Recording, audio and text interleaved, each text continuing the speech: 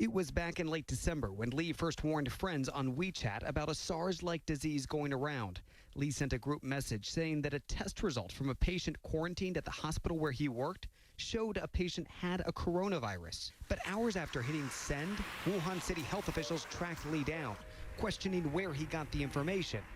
But instead of being praised, Lee got a call from Wuhan City Police. He agreed to sign this document, admitting to spreading rumors online and severely disrupting social order. It reads, "We want you to cooperate with the police and listen to our reminder and stop the illegal act. Can you do that?" Lee answered, "Yes, I can." In the weeks that followed, the Wuhan Municipal Health Commission maintained that there was no obvious evidence for human-to-human transmission, no infection of healthcare workers, and that the outbreak was, in their words, preventable and controllable.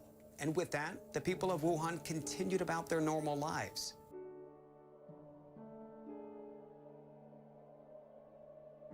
1号傍晚，武汉市公安局官方微博发布消息称，关于当前武汉市肺炎疫情的情况，8名散布谣言者被依法查处。通报称，近期我市部分医疗机构发现接诊了多例肺炎病例，市卫健委就此发布了情况通报。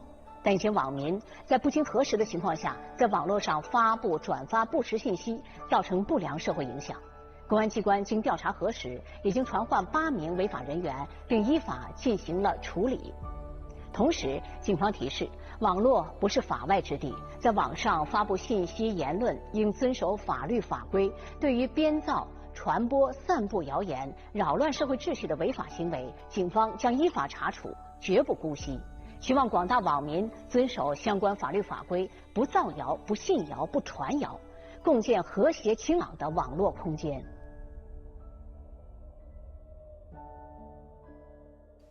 All right, so what is next for this project, and what is next for you, Danny? Well, next for this project, I think would be, of course, the Amsterdam premiere is coming up. In January, so right? That is January 18th. So, January 18th.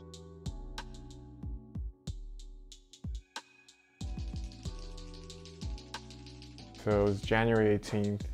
My documentary premiered in Amsterdam. Filmmaker Danny Wu onderzoekt de zaak. Het is 8:08. Mag ik een groot applaus voor Taj Jackson en Danny Wu in the house. The premiere was amazing. It went incredible.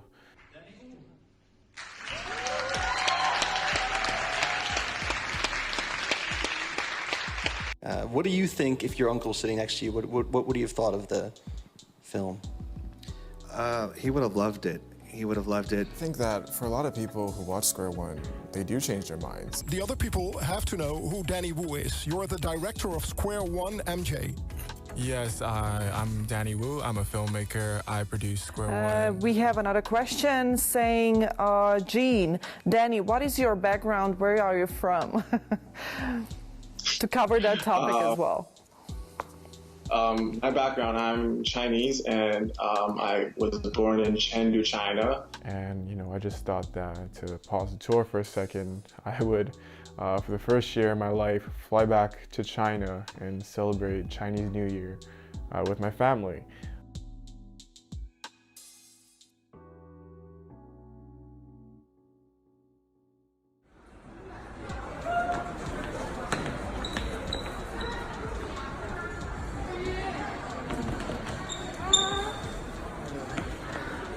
When I flew back to China, you know, things started changing day by day.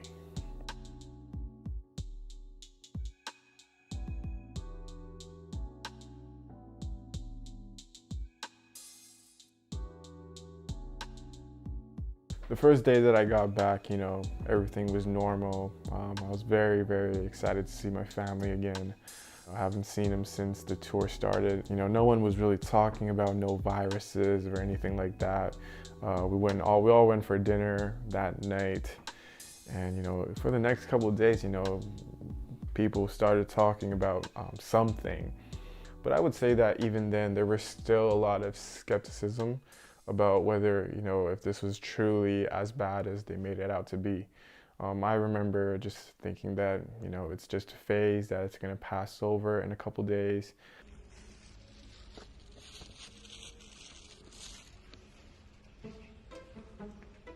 What's up, everyone? So we are in China currently. You know, I've always wanted to make a video like this because, you know, it's a day in China. That's what I always wanted to do.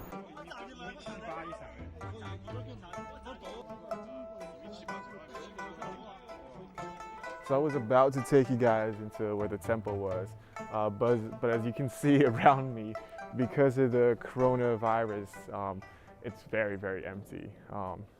It's kind of crazy how empty it is because if you come in here with me, usually this is where the temples are, and you know, there will be snacks, vendors all on these streets, and it'd be very crowded usually, but because they don't want large public gatherings, everything's been now closed off. Hi, I'm Danny, and I'm in Chengdu with Florian. And Suzanne. so there's a epidemic going on in China right now. How do you guys feel about that and coming outside? Do you feel safe? I feel perfectly safe. The only pity is the entire panic around it. I think people are getting very, very uncomfortable, and it's that's for me that's the biggest part. It's a pity that all the attractions are closed. I mean, there are not so many people around that I think it's really dangerous. So, How would you describe Chengdu as a city? Ooh, I would describe it as very livable. I liked every bit of the city, especially traveling to other parts of China. I came to appreciate what Chengdu has, but I think it's quite a modern, livable city. How have you adjusted to the food in Chengdu? Quite well, honestly. Eating spicy, I've been growing accustomed to that, that's for sure. I'm pretty well. I moved from Bula to Weila, so I think I'm going to go ahead, yeah. And being from the West, there's obviously a lot of misconceptions about China. Did you have any of those coming here, and were they correct? Well, what comes into my mind at first is always like the bargaining maybe. I've always been told, oh, you gotta watch out, you gotta bargain with people, you gotta make sure they don't overcharge you or anything. Outside of the touristy areas, I've never bargained for anything, and I just paid the normal price, and I paid like the price that all the Chinese people pay with my Alipay, so no problems with that. Other than that, oof.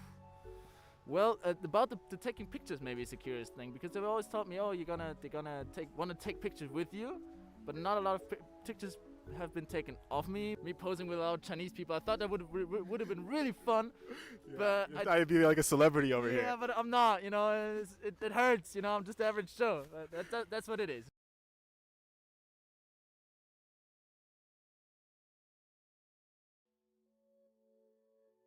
But we begin tonight with the growing concern as the toll from that deadly coronavirus now grows. And in the city of Wuhan, where the outbreak began, patients now in isolation, all trains and planes out of that city halted just tonight. I'm declaring a public health emergency of international concern over the global outbreak of novel coronavirus.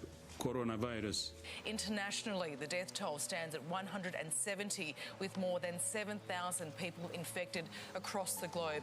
Built in just 10 days, a 1,000-bed pop-up hospital at the center of the coronavirus outbreak, now accepting its first patients. China reportedly running low on medical supplies and test kits, with nearly 20,000 confirmed cases, 428 known fatalities. When Wuhan, as a city, shut down as a whole, you know, definitely it alerted a lot of people. Day by day, the conditions of the entire city, country just started getting worse and worse. We're seeing that Americans are getting flown back. Meanwhile, the government is planning another airlift to bring 1,000 Americans home to 4 military bases for quarantine. It's mandatory now to wear a face mask when you go out. Everywhere that you go now, mandatory temperature checks, was just that's unprecedented. First, to have a city shut down and to, you know, enforce a lockdown that deeply. You know, they're definitely not making a joke out of this, and I feel that they're doing all they can to contain the virus. It's also kind of worrisome to see that, you know, back home people are talking about xenophobia, and, you know, people are being racist against Chinese people. Everyone is just paranoid and no one knows what to make out of it. You know, throughout all of this, I think that some people's true colors are definitely showing. I mean, people always had a hard time differentiating from China the state and China the culture and China the citizens. And, you know, they kind of just loop everything into one, and, you know, the citizens kind of become the scapegoats for people to attack over the years. And I think that's definitely the case right now, and I think it's really unfair. You know, if you're on the street these days, you can see that people are very, very protective, and there are definitely real people suffering. This outbreak has also gotten people extremely paranoid into thinking that they have the virus themselves. And hospital lineups these days are just out of the world. You know, when people just have a common cold 99.9% of the time. This also has made face masks almost a luxury. You know, people are only allowed to buy 2 at a time. But overall, this experience has just been insane. I've never seen a country, you know, in this state before. When you go on the street these days, people are just face masks everywhere. It almost feels like an apocalypse. And I'm very blessed to spend this time with my family. And I thought it'd be great to kind of just document this whole experience, because like, when are you gonna see something like this again and be in the spot?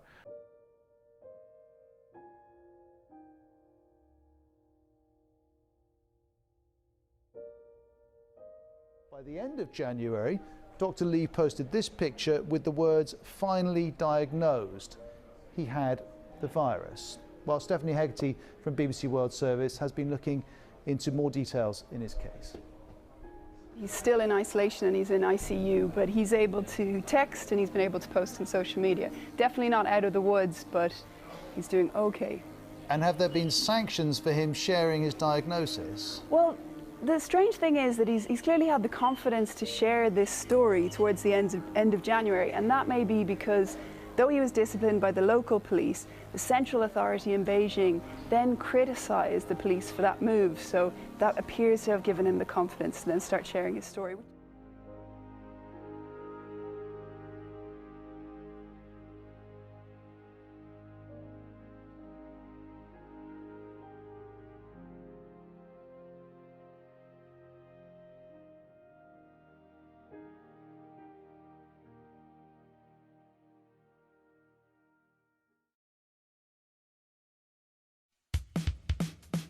It's my first time in a car in like over 2 weeks.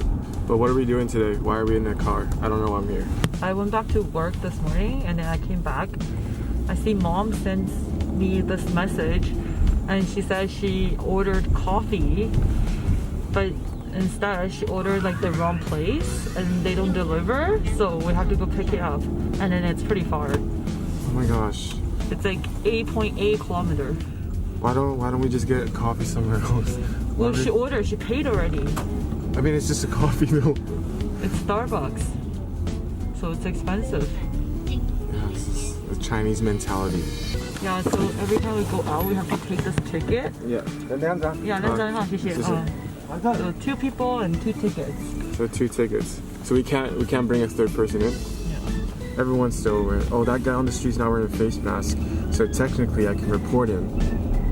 Oh, but he has a face mask down. My flight is canceled, did you hear? So did you have like a... Really? Yeah, March 5th, it's canceled. Oh. So I'm here indefinitely. Would you want to leave if you had the chance? Like right now? Yeah. No. Why is that? It's more dangerous to be on the flight. Yeah, or that's like a true. cruise. Yeah, that's true. Why would I risk that, right? Well, it's sunny today though. That's pretty sunny. Well, it's Monday too. What does it have to do with anything? Well, Monday usually people go back to work. Like when company has like meeting and stuff. But why does that contribute to the sun? When I see it, I feel like every community, and then they're actually acting really fast and responsive on this kind of issue. Like it's, you know, everyone's like measuring your temperature, like, you know, like everyone's like contributing like on fighting the virus, right? So like, I think that's something really good and impressive. Yeah. Yeah, there's something to be said about that, man. You know, they're very, very strict. Yeah. Like, you can't go anywhere without getting your temperature checked, and you know, it's a hard situation for everyone. By the way, Mia's been staying here for like a month. Pardon? Mia's my daughter, by the way. Yeah, she's like 1 year old. And she's been like super happy, but yeah, she hasn't gone on in like a month. Have you heard, like, in the West, people are talking about like what Chinese people eat and stuff like that? Like, to me, it's almost like more just the lack of knowledge, you know? Mm-hmm. It's like when the Wuhan thing first came out, everyone in China, like other than people in Wuhan, were making fun of like what people were eating in Wuhan. Because they're like, how could Wuhan people eat this? That's insane. I think it was started with these like bloggers, or Yeah. like, it was like two kind of like pretty girls, right? And then they were just like, you know, like shooting a video, and then they were like, you know, off the bat, and then they're just saying like, oh, it's good for your skin or something, and then they were like, it started to like kind of just like cracking the wings and stuff. And it turned out not even to be in Wuhan, right? Yeah. Jesus. Sorry, I had to drive and then speak at the same time. Like they were getting death threats in China. Mm-hmm. People here were like, but then in the West now, people just think of that and they think of entire China, which is like, I guess it's understandable in a time like this, you know, everyone's just paranoid. Dude, can you see this person's car beside us? Do you see the little dots? Or, oh, that's a little chickens. Oh, it's nasty. Like it's just like shaking its head. Like, oh. Look at the mall. This is what a mall looks like, right? These are like closed. Yeah, look at this. Everything is closed.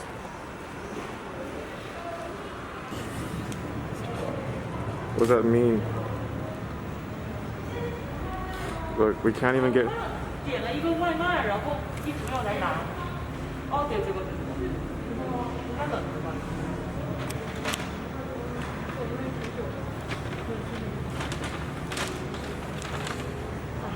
So you can't even go into the store, hey? Yeah, you can just only pick up. How many coffees do we have? 2. Which one you want?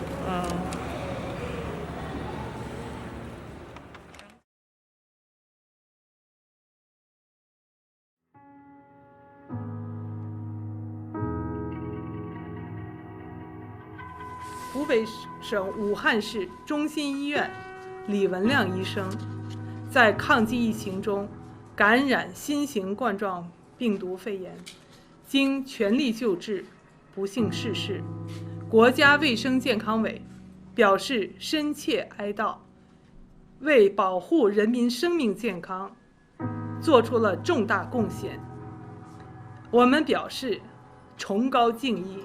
The 34-year-old ophthalmologist diagnosed Saturday with the Wuhan coronavirus, dying less than a week later in the same hospital in which he worked.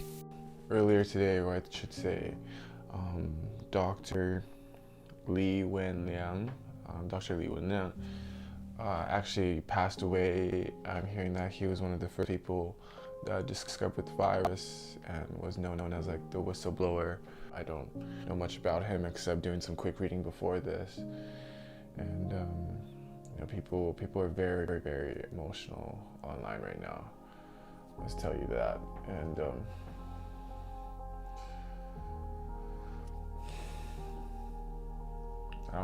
I mean, again, it's crazy how you can just feel a way for someone, you know, who you've never met, who I didn't know until like 30 minutes ago, because everyone is posting about him, and I hope that he was able to see how many lives he was able to touch, not just in China but all over the world.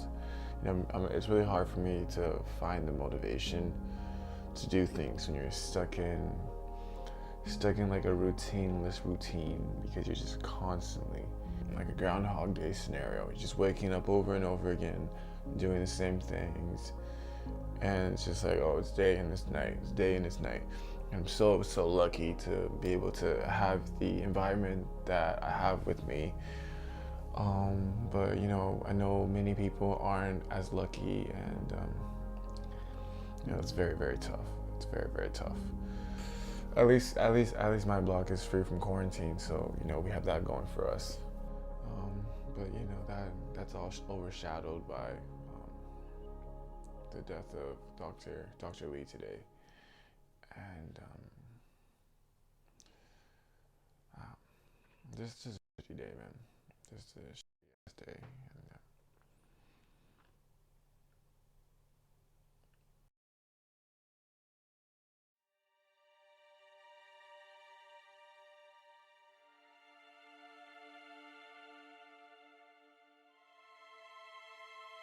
主播说联播，今天我来说。今年很多人都在缅怀一位医生李文亮，他在新冠肺炎疫情爆发的初期就向外界发出了防护预警，但是自己却在工作当中不幸被感染，最后经过抢救无效去世了。对于李文亮医生的不幸去世，我们表示沉痛的哀悼，也感谢他作为一名医务工作者的敏锐和敬业，感谢他在疫情防控当中做出的努力和贡献。李文亮医生在生前最后工作的日子里面，一如他过往的平凡和勤勉，坚守在抗击疫情的第一线。他在病中还曾经表示过，如果身体能够恢复，还要上一线。我们对他这种敬业奉献的医者仁心表示深深的敬意。